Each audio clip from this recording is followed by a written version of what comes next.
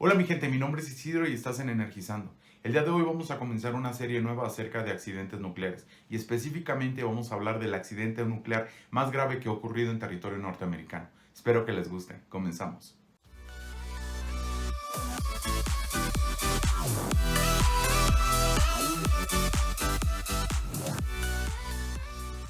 Three Mile Island es una pequeña isla en el río Susquehanna, ubicada en el sureste de Pensilvania. La isla está a unas 10 millas al sureste de la capital de Pensilvania, Harrisburg.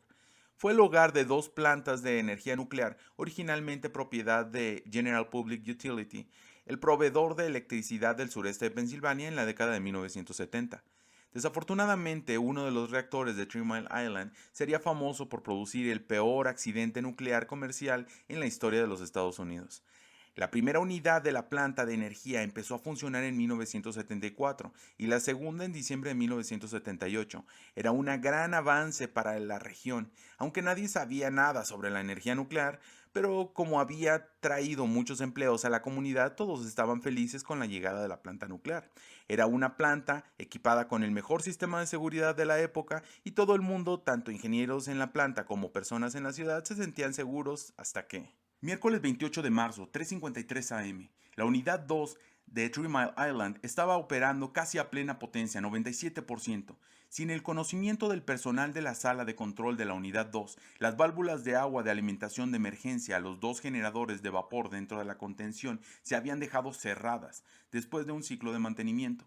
El accidente comienza cuando falla la válvula y los dispositivos de seguridad detienen la turbina generadora de electricidad, ventilando el vapor inofensivo que la impulsa. 7 segundos después, la reacción en cadena que produce calor en el reactor de Three Mile Island se detiene automáticamente mediante barras de control que caen en el núcleo de uranio. La falla de la válvula ha bloqueado uno de los sistemas de enfriamiento que se necesitan para evitar que el núcleo se sobrecaliente, incluso cuando las barras de control están abajo. Las bombas de emergencia deben conectarse sin pasar por la válvula, pero no lo hacen. Una válvula de presión en la parte superior del reactor de 50 pies de altura se abre para compensar las temperaturas anormales que aumentan rápidamente en el núcleo antes de que se pueda detener la reacción en cadena. Pero entonces esa válvula no se cierra y miles de galones de agua, el fluido refrigerante vital del reactor, comienza a escapar, principalmente como vapor. Las temperaturas centrales se disparan aún más. En algún momento, partes de las barras de combustibles quedan expuestas, volviéndose todo el primer paso de una fusión del núcleo. Las bombas especiales inyectan más refrigerante, pero la válvula abierta compensa sus esfuerzos. Peor aún, en la sala de control un indicador marca que la válvula se cerró y se reemplazó el refrigerante. Dentro de los 10 segundos de la apertura, las válvulas recibieron una señal para cerrar. Por un error del diseño en la sala de control, solo se podía ver que se había mandado la señal para cerrar la válvula, pero no cómo en realidad se encontraban. Entonces, los operadores asumieron que las válvulas del presurizador estaban cerradas cuando estaban abiertas tirando todo el refrigerante. Y es que los operadores estaban capacitados para emergencias enormes, como por ejemplo, qué hacer si se rompía la vasija del reactor, pero no veían la pérdida del vapor en una válvula y por ello no sabían qué pasaba con las alarmas. En la sala de control sonaban 100 alarmas diferentes y eso era porque la presión del reactor caía porque habían diagnosticado mal la crisis y en esa sala todo indicaba que estaba mal, pero no tenían suficiente información para saber por qué estaba mal.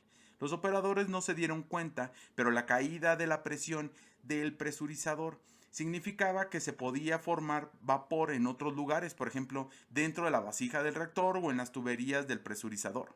Aproximadamente 15 minutos después del accidente, el agua que ha estado saliendo a borbotones de la válvula atascada se desborda de un tanque de retención y se derrama sobre el suelo del edificio circular de hormigón que alberga el reactor.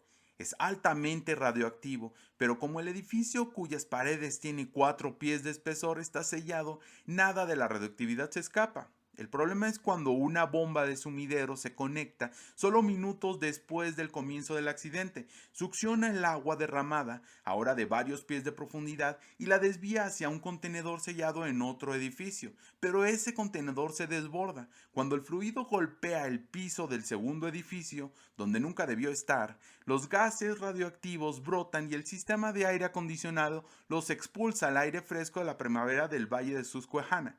Esto es algo que los diseñadores de la planta nunca previeron y no debió pasar. En el edificio del reactor sonó una señal de alarma por alta radiación gamma. Al principio no se sabía de dónde salía esa radiación, pero posteriormente pudieron notar que el medidor mostraba altos niveles en las tuberías de agua muestra que provenían del reactor, lo que significaba que el agua que corría por el sistema se encontraba con altos niveles de radiación, lo cual es muy grave.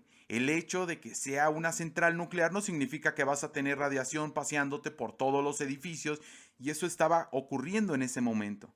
39 minutos después del evento, la sala de control apagó las bombas que estaban transfiriendo agua desde el sumidero de contención hacia el edificio auxiliar, pero ya se habían bombeado casi 8,000 galones de agua ligeramente radioactiva fuera de la contención hacia el edificio auxiliar.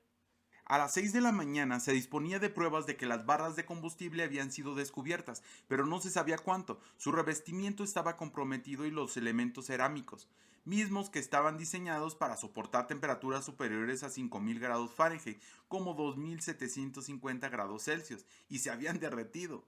A altas temperaturas, el vapor reaccionará con el circonio para producir calor adicional y gas, hidrógeno y oxígeno. O sea que en esta mezcla teníamos muchísima temperatura y gases que podían explotar en cualquier momento. No solo en el reactor, sino en todo el edificio, porque la válvula abierta los había dejado salir a todo el edificio. Sin embargo, unos minutos después, el panel de control comienza a indicar que no todo está bien en el reactor. Las bombas especiales se reinician solo para apagarse una vez más cuando los indicadores marcan nuevamente una válvula cerrada y el reemplazo completo del refrigerante. El calor sube de nuevo, las barras de combustible comienzan a deteriorarse nuevamente y después de 8 minutos, los operadores de la sala de control finalmente reconocieron que las válvulas de agua de alimentación de emergencia estaban cerradas y las abrieron inmediatamente. Esto introdujo una gran fuente de eliminación de calor en el sistema, sin embargo, todavía desconocían la pérdida de refrigerante que seguían teniendo en el sistema.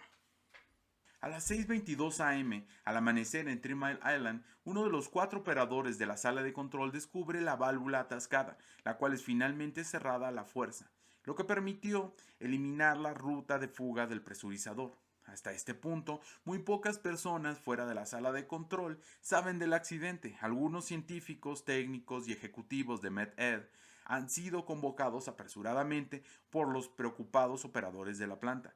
Por otro lado, los 350,000 clientes de MedEd no saben nada porque cuando el generador eléctrico se apagó, otras plantas eléctricas aumentaron instantáneamente la producción y tomaron el relevo.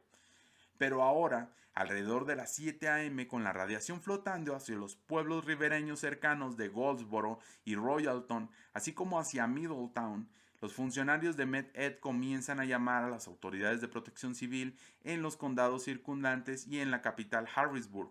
Por último, se notificó a la Comisión Federal de Regulación Nuclear. A las 11 am, 7 horas después del accidente, se ordenó a todo personal no esencial que abandonara las 2 unidades en el sitio 3 Mile Island. A la 1:50 p.m. se escuchó un ruido sordo dentro de la sala de control. Los datos indicaron que se había producido un breve pico de presión en la contención que alcanzó aproximadamente 28 psi, casi el doble de la presión atmosférica normal.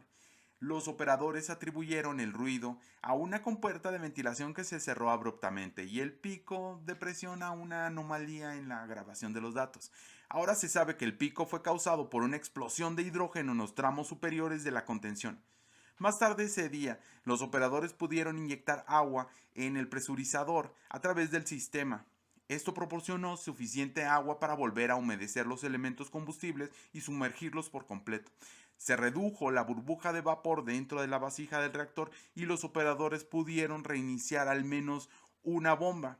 Esta bomba forzó el agua entre el reactor y el generador de vapor, creando una configuración de flujo que podría enfriar el núcleo. La burbuja de hidrógeno siguió siendo noticia de primera plana durante varios días. A los expertos les preocupaba que una explosión de hidrógeno más grande dentro de la vasija del reactor generara suficiente fuerza para romper la estructura de contención. Si esto sucediera, podría liberar cantidades masivas de radiación y ser catastrófico para la región circundante. Afortunadamente, después de varios días de análisis, se determinó que la burbuja de hidrógeno no estaba dentro de los límites explosivos y que no había suficiente oxígeno presente para generar una detonación. En general, a pesar del mal manejo general del accidente y de la posibilidad muy real de que pudiera haber ocurrido un desastre más significativo, las consecuencias para la salud a largo plazo del accidente de Three Mile Island fueron mínimas. Económicamente, la unidad 2 de Three Mile Island fue una pérdida total. La limpieza del accidente tardó más de 10 años en completarse y costó casi $1,000 millones. Bueno, pues hasta aquí llegó el video, espero que les haya gustado, déjenme su like, suscríbanse y comenten. Nos vemos en un próximo video. Bye.